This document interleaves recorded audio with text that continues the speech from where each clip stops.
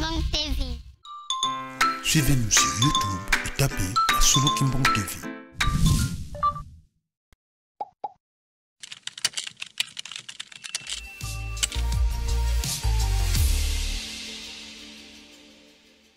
Ah, c'est mon ami Sosa Matata.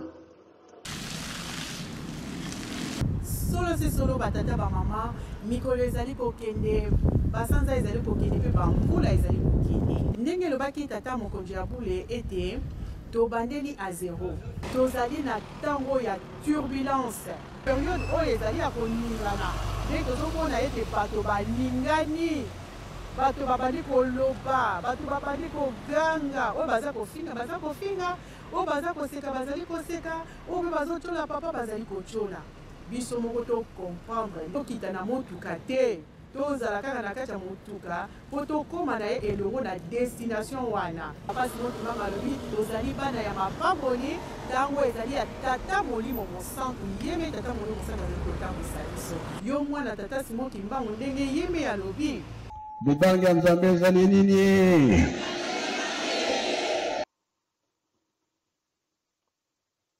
Motuna moko natunaki na baraza.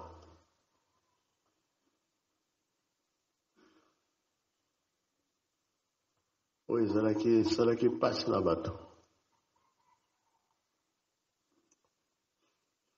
Kimwema meso obie laiswa. Bino bopo nini? Kimwema meso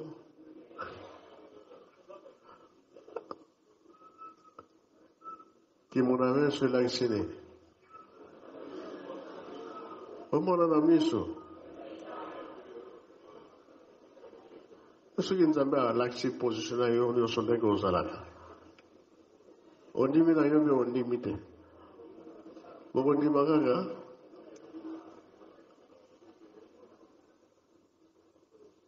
kimona meso eza na tata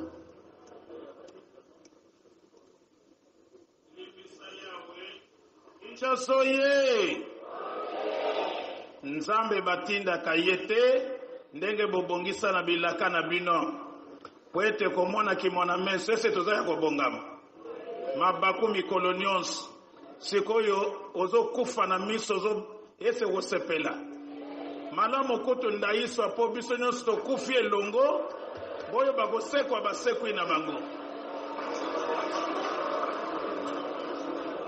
kimbangismo ye ndayiswa nde yango wana biso nyonso tokufi mbala moko 3 jours boya malamu nde basekwi batelemi bakontinue mokili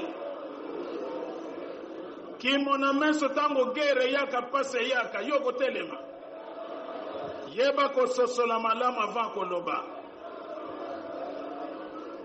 yawe yozali Nzambe oyo bobongisa na bilaka na bino yango nde kosalema po bango bazokanisa kimona meso wana nde kolia komela nzoka nde eza na dimension mosusu spirituelle. Merci. Kimona meso bizaleli ya moto nyonso ekoyebana. Ça va. Olobi nini sikoyo tata? Yango tolobi ke Nzambe batindaka ye te oyo bobongisa na bilaka na bino bokokisa yango. Nazomona mingi poison izo korege mikolo yo. Oui. Yango wana.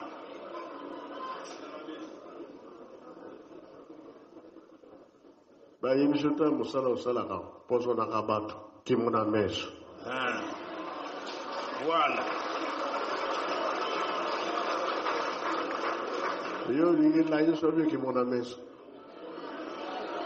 Yahweh réponse na biso ezali ete Nzambe batindaka ye te oyo yo obongisa na bilaka na yo kokisa yango po soki biso tosengi na bonzoto ete kokani na posa na yo te tobetisi yo libaku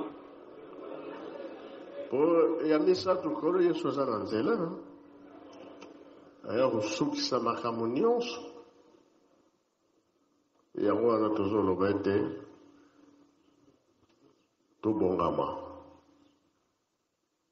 ayaki mbala liboso aye mbala mibale ya misato ezali bizaleli ya moto na moto ekosala nini komona na polele yango wana mateya ya molimo oyo toluti kolia sikoyo Matthieu akomaki yango bonzoto eleki mingi molimo ekomi moke yango moke nzambe apesi biso mokolo ya lelo yango wana tosilisi boye na nkombo ya tata mwana mpe tata molimo santo amen amen.